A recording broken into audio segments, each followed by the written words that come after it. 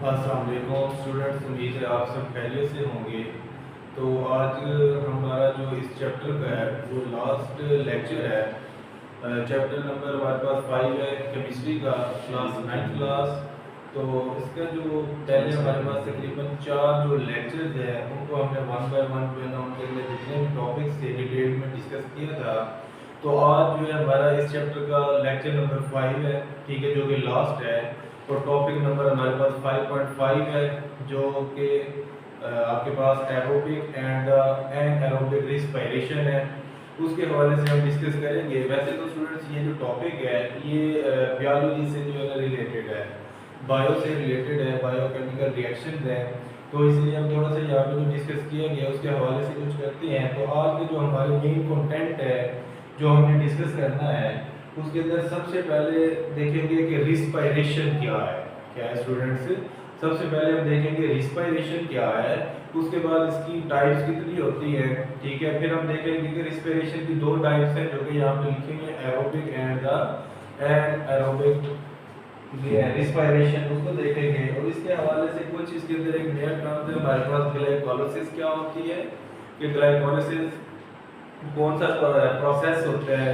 और इसके अलावा देखेंगे कि किस तरीके से हमारे बॉडी के अंदर जो है जो एनर्जी है किस तरीके से वो कन्वर्ट होती है, ठीक है। लिपिड्स का क्या रोल है, ठीक है। अगर हम इन द प्रेजेंस ऑफ ऑक्सीजन करते हैं या in the absence of oxygen करते हैं तो इससे क्या फ़र्क पड़ता है।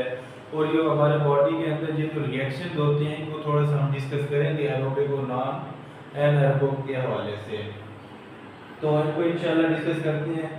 तो सबसे पहले जो स्टूडेंट्स हमारे पास मेन जो है वो क्या है, रिस्पायरेशन। क्या है स्टूडेंट्स, रिस्पायरेशन क्या है, जो कि हमारा मेन सबसे पहले अगर पता होगा तो हम इंशाल्लाह आगे मूव करेंगे। सबसे पहले जो हमारे पास है वो क्या है, रिस्पायरेशन। क्या है स्टूडेंट्स, रिस्पायरेशन। बेसिकली रिस्पायरेशन क्या है स्टूडेंट, रिस्पायरेशन बेसिकली हमारे पास एक ऐसा प्रोसेस है जो कि हमारे पास जो लिविंग ऑर्गेनिजम्स होते हैं उनके अंदर होता है। और इसका मकसद क्या होता है, इसके अंदर आपके पास जो एनर्जी होती है, क्या होती है, जो एनर्जी है, मतलब जो कि इन द फॉर्म ऑफ कह सकते हैं हमारे पास बॉडी में ग्लूकोज की फॉर्म में होती है, उसको हमें किस में कन्वर्ट करना है, यूजेबल एनर्जी की फॉर्म में। किसकी फॉर्म में, यूजेबल जो एनर्जी है उसके अंदर कन्वर्ट करना है। और यूजेबल एनर्जी हमारे पास क्या होती है, एटीपी। क्या होती है स्टूडेंट, एटीपी, जो कि एडेनोसिन ट्राइफॉस्फेट है। तो हमारे अंदर जो बॉडी के अंदर जो एनर्जी होती है वो कौन सी है, in the form of adenosine triphosphate. क्या है, ट्राइफॉस्फेट जो है हमारे बॉडी के अंदर ये कन्वर्ट होती है, जिसको हम एब्रिविएटेड मोस्टली जो यूज करते हैं वो क्या कहते हैं, एटीपी। क्या कहते हैं, एटीपी कहते हैं। तो इसके अंदर ये हमारे पास क्या यूजेबल फॉर्म ऑफ एनर्जी है। तो हमारे पास जो अनयूजेबल फॉर्म ऑफ एनर्जी जो हमारे पास बॉडी के अंदर मौजूद होती है उसको क्या करना है, यूजेबल फॉर्म ऑफ एनर्जी में कन्वर्ट करने का जो पूरा ओवरऑल प्रोसेस होता है स्टूडेंट, इस प्रोसेस को हम क्या कहते हैं, रिस्पायरेशन। तो स्टूडेंट्स रिस्पायरेशन की 2 टाइप्स होती हैं। क्या होती है, रिस्पायरेशन की 2 टाइप्स होती हैं जो कि मैंने यहाँ पे लिखी है। There are the how many types, write down the types of respiration. तो कितनी टाइप होती है स्टूडेंट्स, 2 टाइप्स होती हैं।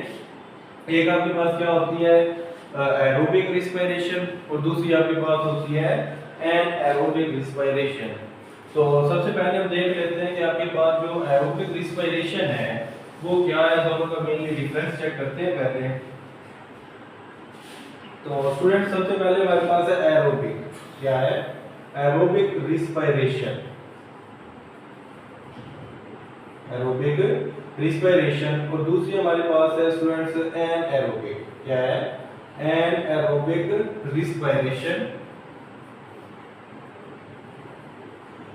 तो स्टूडेंट इनके अंदर सबसे पहले हम देखते हैं कि मेन डिफरेंस या की डिफरेंस क्या है।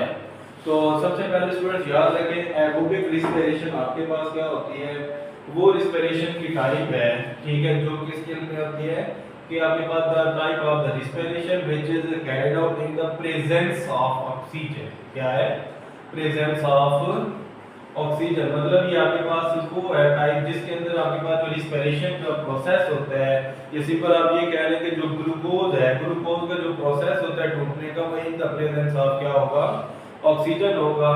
तो इसके अंदर प्रेजेंस ऑफ द ऑक्सीजन जो है हमारे पास क्या होती है, उसके प्रेजेंस में होता है ये रिएक्शन। और एनारोबिक रिस्पिरेशन आपके पास वो होता है जो कि in the absence of oxygen. क्या है? Absence of oxygen. Absence of oxygen का क्या मतलब है कि ऑक्सीजन की गैर मौजूदगी में क्या होगा, ऑक्सीजन की गैर मौजूदगी में जो होगा उसको हम क्या कहते हैं? एनारोबिक। और जो ऑक्सीजन की मौजूदगी में क्या होता है उसको हम क्या कहते हैं? Aerobic respiration. तो स्टूडेंट इसके अंदर क्या होता है, नेक्स्ट मजीद अगर हम देखें तो जो एरोबिक रिस्पिरेशन है, ठीक है, जो कि इन the presence of the oxygen है, इसके अंदर आपके पास जो ग्लूकोज है, क्या है, जो आपके पास ग्लूकोज है वो किसके अंदर कन्वर्ट होता है? ग्लूकोज जो है वो कन्वर्ट होता है carbon dioxide plus water plus आपके पास होती है स्टूडेंट्स एनर्जी। क्या होती है? एनर्जी इसके अंदर कन्वर्ट होता है। एरोबिक रिस्पिरेशन के अंदर जो हमारे पास ग्लूकोज जो कि हमारी बॉडी के अंदर क्या होता है? स्टोर होता है। किसके अंदर कन्वर्ट होता है? ऑक्सीजन की मौजूदगी में जब इसका रिएक्शन होता है तो कार्बन डाइऑक्साइड, वाटर और साथ जो एनर्जी जो है वो क्या होती है? इवॉल्व होती है। उसके बाद जो स्टूडेंट एनारोबिक रिस्पिरेशन है, इसके अंदर दो चीजें हमारे पास। एक अगर आपके पास क्या ये जो ग्लूकोज है ये किसमें कन्वर्ट होता है? In the absence of the oxygen, मतलब ऑक्सीजन की गैर मौजूदगी में ये किसके अंदर कन्वर्ट होता है? एक तो आपके पास स्टूडेंट लैक्टिक एसिड है। क्या है?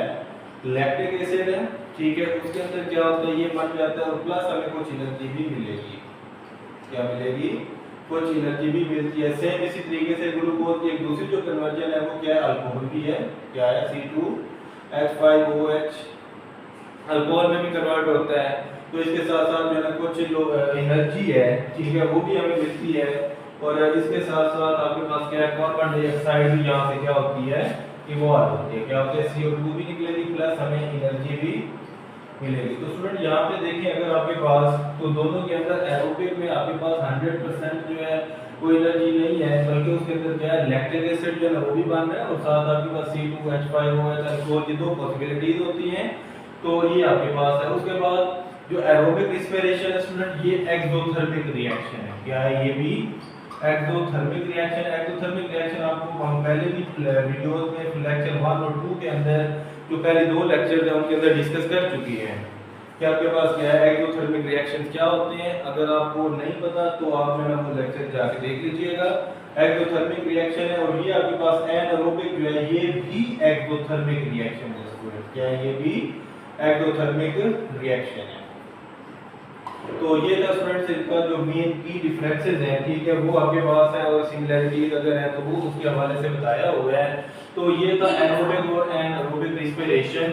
तो स्टूडेंट याद रखिएगा एनारोबिक रिस्पिरेशन हमारे लिविंग को अगर हम चेक करें तो मसल्स के अंदर क्या है कि जो हमारे पास ह्यूमन मसल्स होते हैं, ठीक है, उसके दरमियान जब हम क्या एक्सरसाइज कर रहे होते हैं, ठीक है, तो उसके दौरान में हम क्या करते हैं? फील पेन जो है वो फील करते हैं कि हमारी जिस लेग्स में जो है ना वो पेन होना शुरू हो जाती है। उसकी स्टूडेंट्स क्या इशू होता है उसमें ना, ये आपके पास एनारोबिक रिस्पिरेशन होते हैं। मुकम्मल तौर पे 100% जो ऑक्सीजन है वो नहीं मिल पाती, जिसकी वजह से जो है ना वो क्या है कि आपके पास जो ग्लूकोज है वो 100% जो एनर्जी के अंदर कन्वर्ट नहीं होता, जिसकी वजह से हमें फील होता है कि ये क्या है?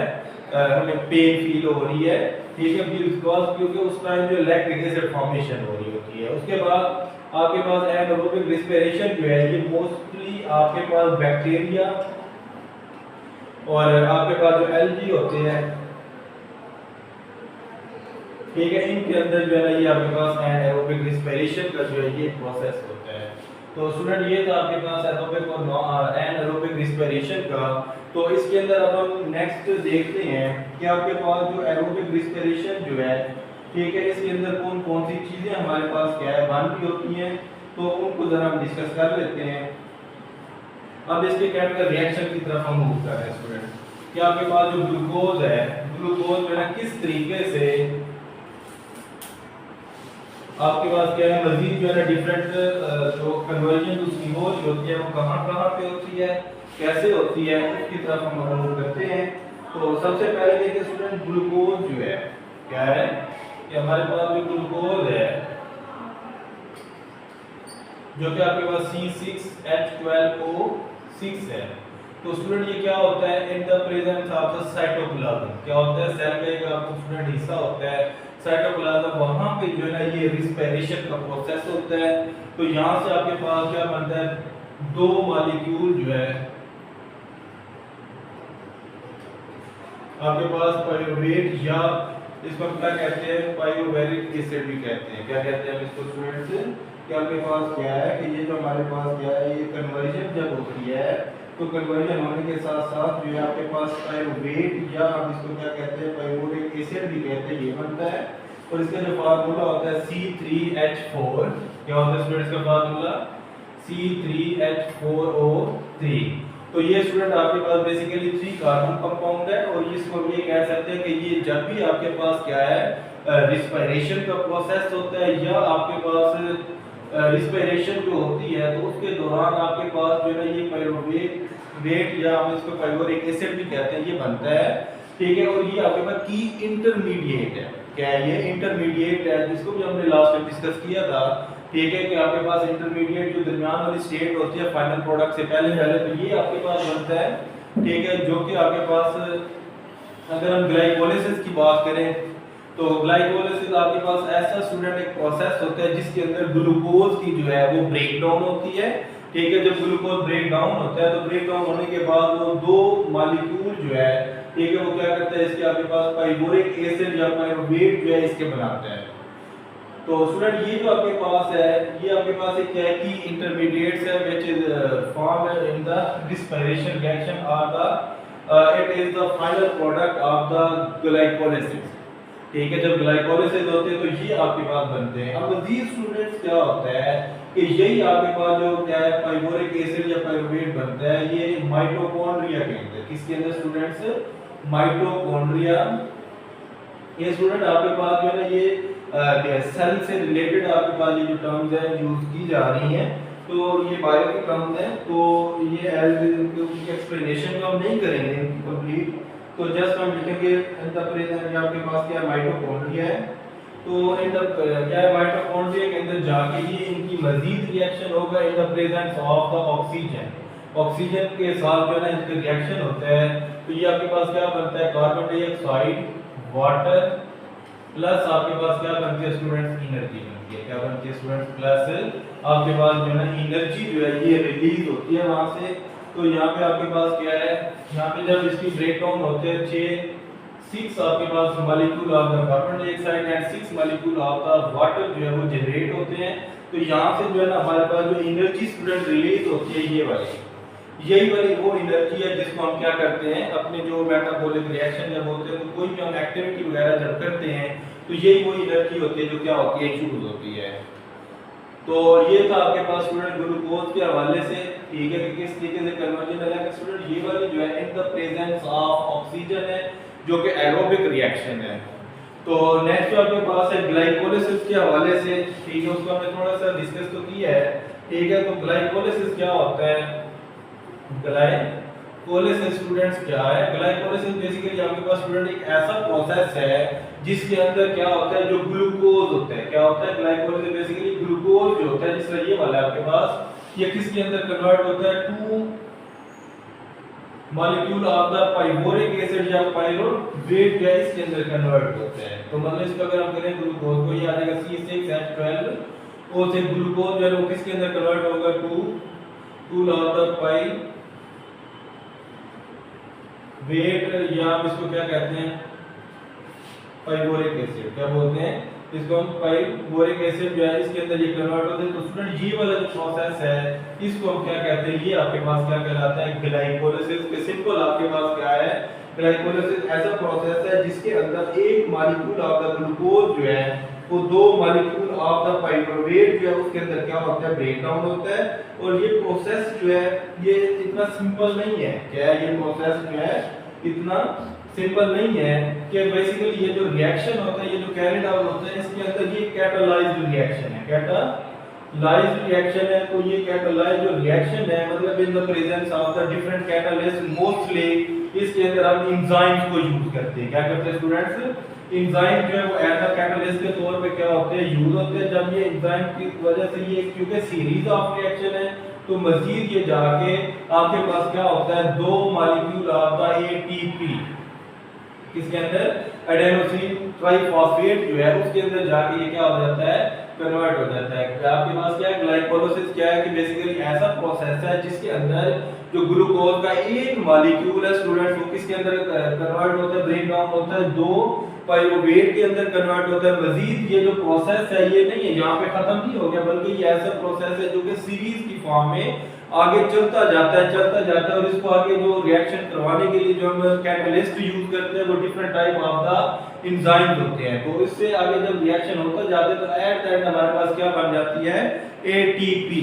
तो एटीपी स्टूडेंट हमारे पास क्या है, ये वो एनर्जी है जो कि मैंने अभी आपको पहले भी डिस्कस किया है, एडेनोसिन ट्राइफॉस्फेट है, और ये वो एनर्जी है जो बॉडी में हमारी डायरेक्ट जो है इसको हम क्या कर सकते हैं, यूज कर सकते हैं। बेसिकली ग्लूकोज जो है डायरेक्ट यूज नहीं होता, पहले ग्लूकोज जो है वो क्या होता है, ब्रेक डाउन होता है, उससे एटीपी जो आपके पास क्या एनर्जी है वो उसके क्या बनता है, एडेनोसिन ट्राइफॉस्फेट का ये बनता है। तो ये आपके पास जो एनर्जी है ये आपके पास एनर्जी कौन सी यूजेबल है, क्या है, ये हमारा बॉडी डायरेक्ट इसको क्या करता है, यूज करता है।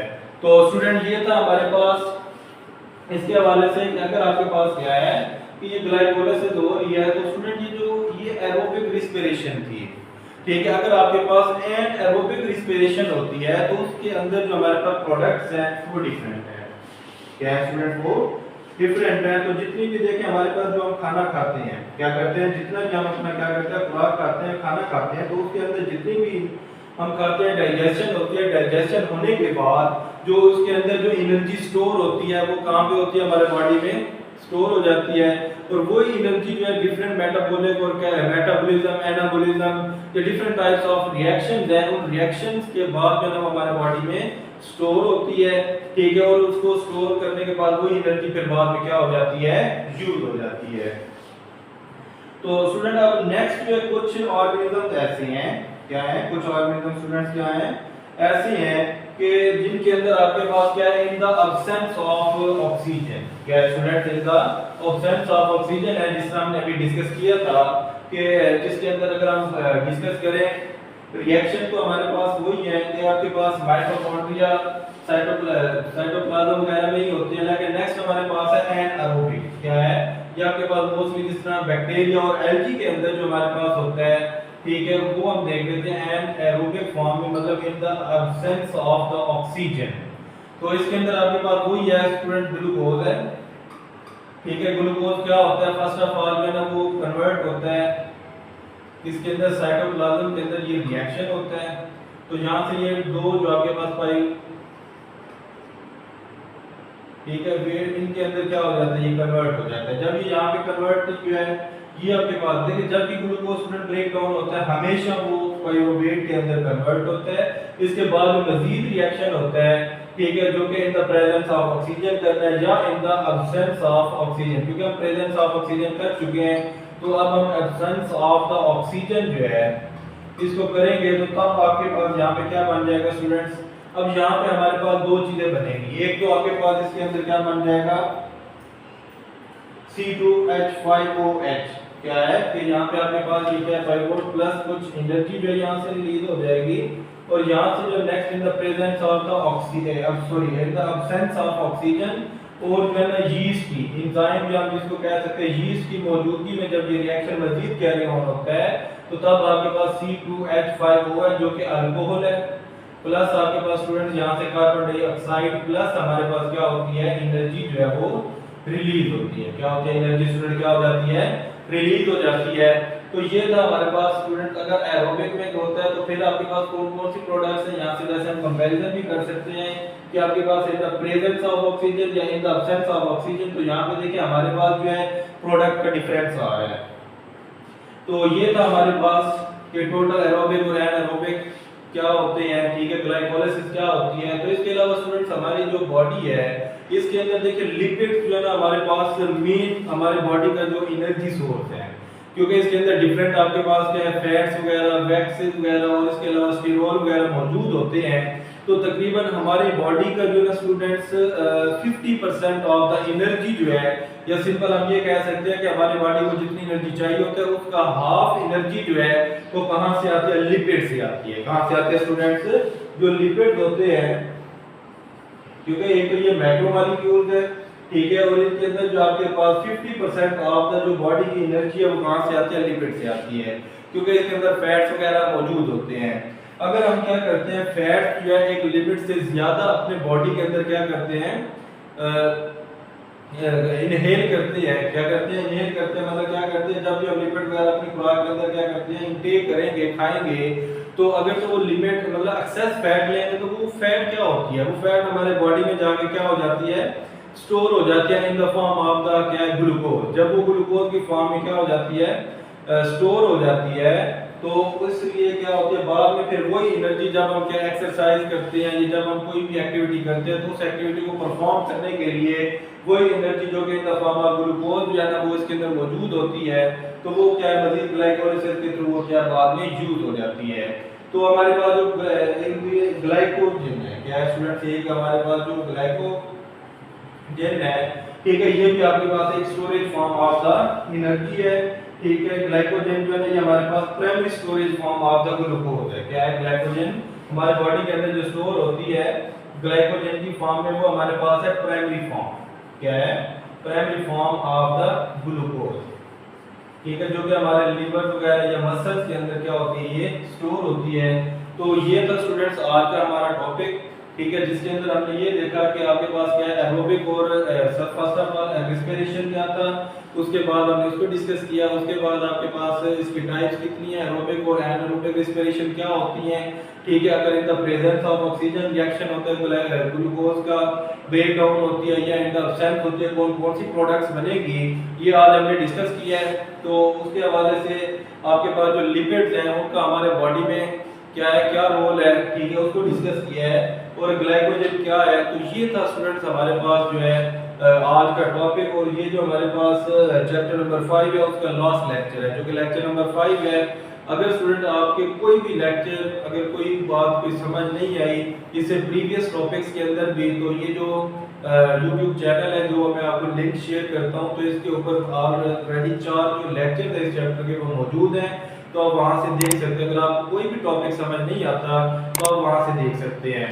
तो आज के लिए स्टूडेंट्स इतना ही है। इंशाल्लाह नेक्स्ट वीडियो में हम इंशाल्लाह नेक्स्ट जो चैप्टर है उसके साथ स्टार्ट करेंगे।